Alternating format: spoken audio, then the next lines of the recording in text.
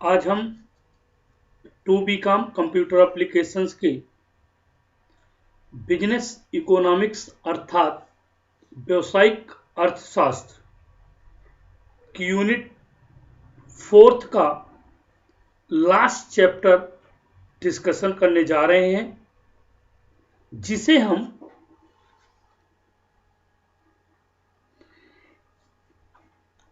Economics of scale के नाम से भी जानते हैं।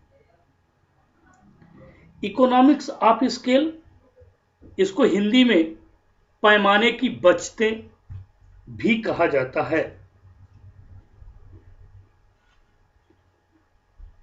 उत्पत्ति के पैमाने से आशय उत्पादन के आकार से लगाया जाता है। प्राचीन काल में जब आज के समान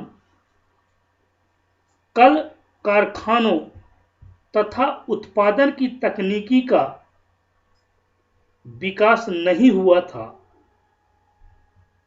तब उत्पादन का पैमाना सीमित था। उस युग की कल्पना करें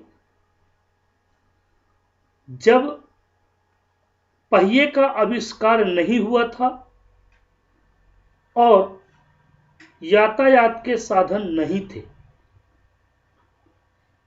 एक स्थान से दूसरे स्थान में लोगों का आना जाना बहुत कम होता था और उस समय व्यक्ति की आवश्यकताएं भी सीमित हुआ करती थी। वह अपनी आवश्यकताओं की वस्तुओं को स्वयं अपने हाथों से बना लेता था।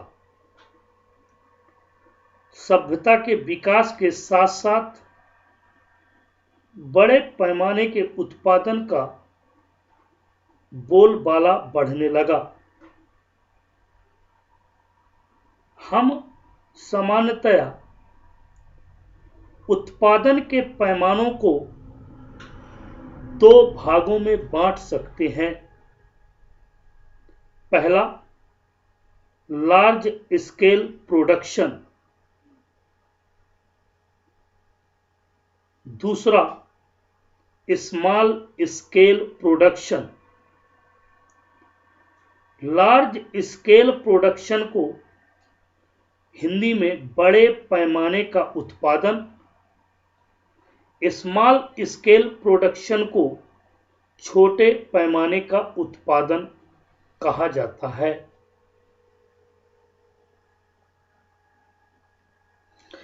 बड़े पैमाने के उत्पादन के संबंध में प्रोफेसर मार्शल ने लिखा है, बड़े पैमाने पर उत्पादन आंतरिक एवं बाह्य बचतों के कारण ही संभव हो पाता है।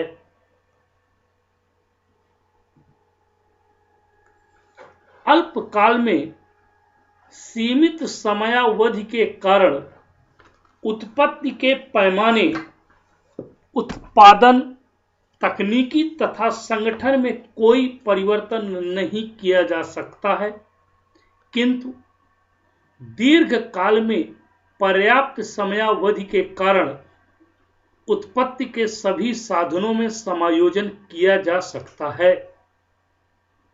दीर्घ काल में उत्पादक को उत्पादन आकार के विस्तृत होने के कारण संगठन तथा उत्पादन तकनीकी में सुधार होने के कारण विभिन्न प्रकार की बचतें प्राप्त होती हैं, जिन्हें हम दो श्रेणियों में वर्गीकृत कर सकते हैं।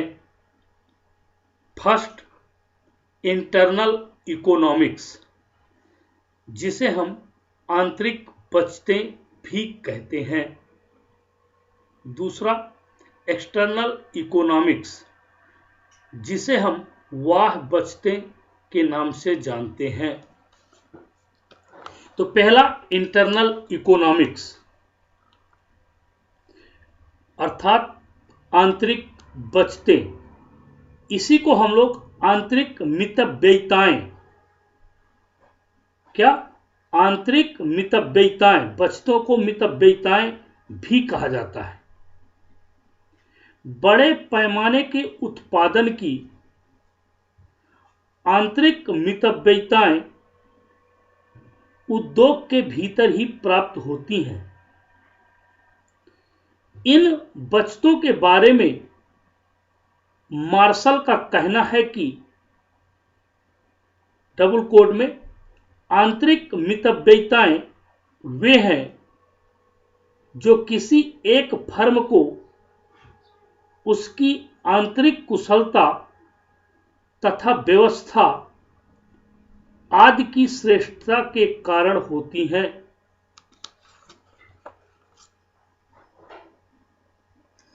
आंतरिक बचतें वो बचतें हैं जो किसी व्यक्तिगत फर्म के विस्तार के कारण उपस्थित होती हैं। जैसे जैसे उत्पादन की मात्रा बढ़ती जाती है, आंतरिक बचतें फर्म के अंदर ही उपस्थित होती हैं। आंतरिक बचतें इस प्रकार फर्म के आकार का एक फलन है। उत्पादन के आकार में वृद्धि के कारण फर्म सभी उत्पत्ति के साधनों को विशिष्टीकरण नीति के अंतर्गत अधिक कुशलता के साथ प्रयोग कर सकता है। श्रम विभाजन, डिवीजन ऑफ लेबर तथा विशिष्टीकरण स्पेशलाइजेशन के प्रयोग से आंतरिक बचतें उपस्थित होती हैं, जिससे दीर्घकालीन औसत लागत घट जाती है। प्रोफेसर कल्डोर तथा श्रीमती जॉन रॉबिन्सन ने साधनों की अविभाज्यता को आंतरिक बचतें उत्पन्न करने का कारण माना है। उनके अनुसार उत्पत्ति के कुछ साधन अविभाज्य होते हैं तथा उन्हें छोटी इकाइयों में प्रयोग नहीं किया जा सकता। जैसे जैसे उत्पादन मात्रा को बढ़ाया जाता है, वैसे वैसे इन अविभाज्य साधनों का अनुकूलतम प्रयोग संभव हो पाता है, जिसके कारण औसत लागत घटने लगती है। इस प्रकार संक्षेप में कहा जा सकता है कि श्रम विभाजन तथा विशिष्टीकरण के कारण बढ़ती हुई श्रम की सीमांत उत्पादकता, उचित प्लांट का प्रयोग होने के कारण उत्पन्न तकनीकी बचतें, टेक्नोलॉजिकल इकोनॉमिक्स, अविभाज्य साधनों का पूर्ण उपयोग, बड़े पैमाने पर उत्पादन के कारण कम लागत पर उपलब्ध कच्चा माल आदि आंतरिक बचतें उत्पन्न करती हैं। इन्हीं आंतरिक बचतों के कारण LAC गिरने लगती है।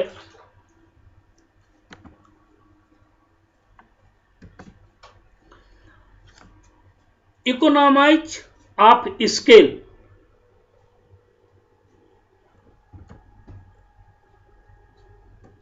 Economize of scale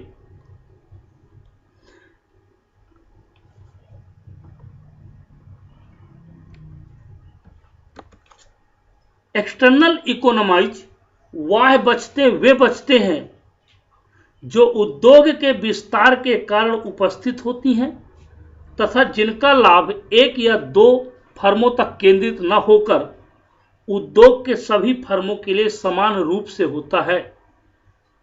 professor martial ने वह बचतों की विचारधारा प्रस्तुत की थी।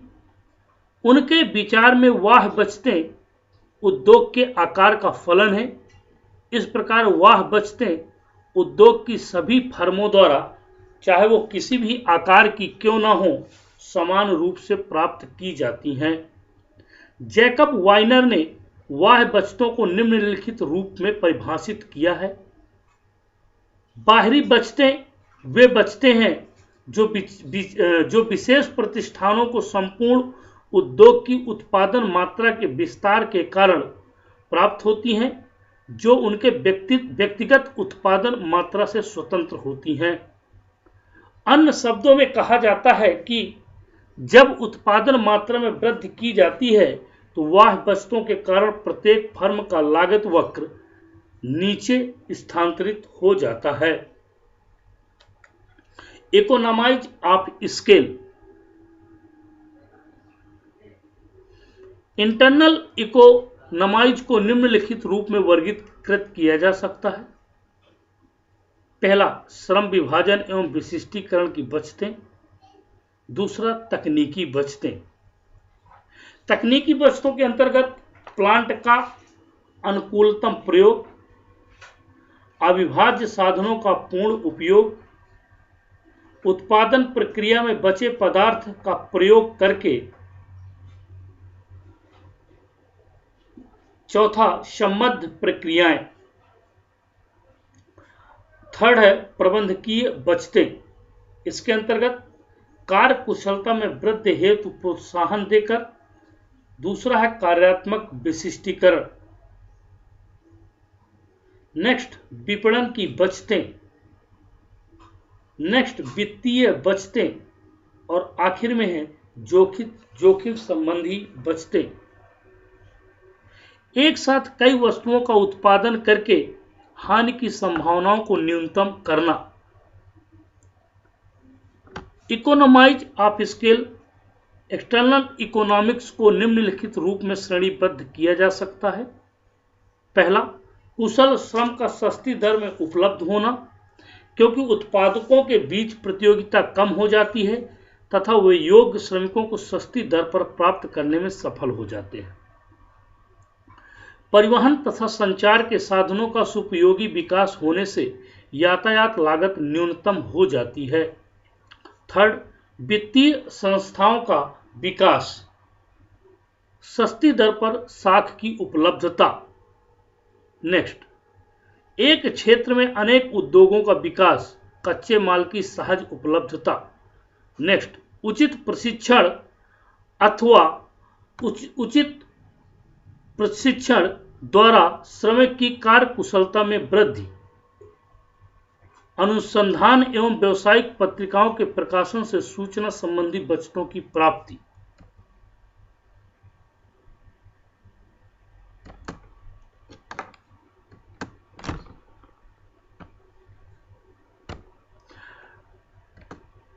अब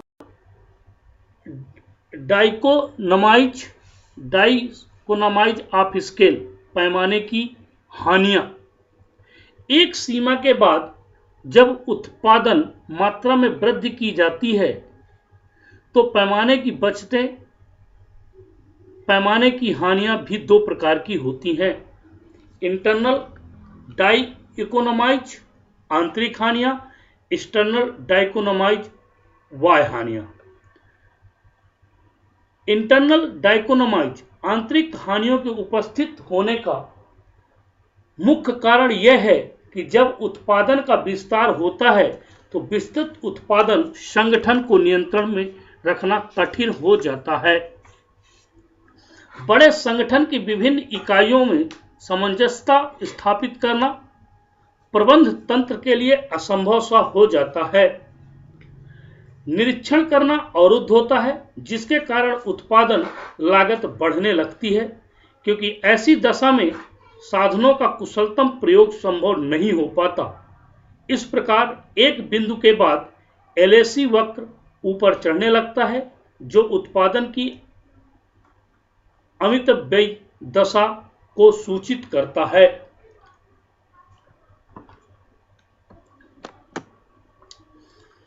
एक्सटर्नल डाइकोनोमाइज, बाह्य हानियां। बाहरी हानियां मुख्यतः उपयोग के विस्तार के कारण विभिन्न साधनों की बढ़ती हुई मांग के फलस्वरूप उत्पन्न होती हैं।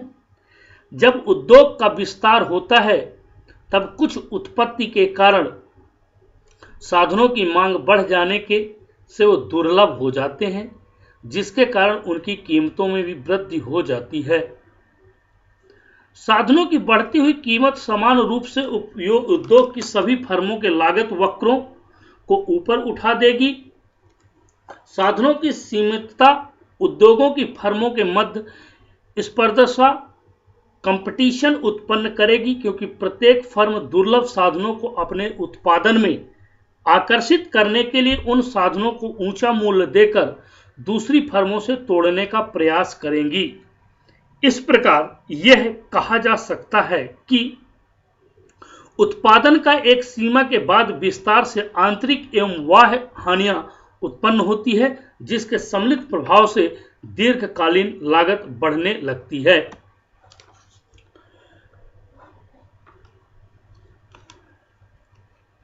इस तरह निष्कर्ष के रूप में यह कहा जा सकता है कि उत्पादन के पैमाने को एक सीमा तक बढ़ाने पर ही बचतें प्राप्त होती हैं। यदि उत्पादन को इस सीमा से आगे बढ़ाया जाता है तो बड़े पैमाने के उत्पादन को प्राप्त होने वाली बचतें अबचतों में बदल जाती हैं। धन्यवाद। 4th यूनिट आज आपकी खत्म होती है। इसमें कहीं कोई समस्या हो तो आप लोग जरूर मुझसे कांटेक्ट करिएगा, और नेक्स्ट क्लास जो भी होगी उस पे हम नेक्स्ट चैप्टर स्टार्ट करेंगे।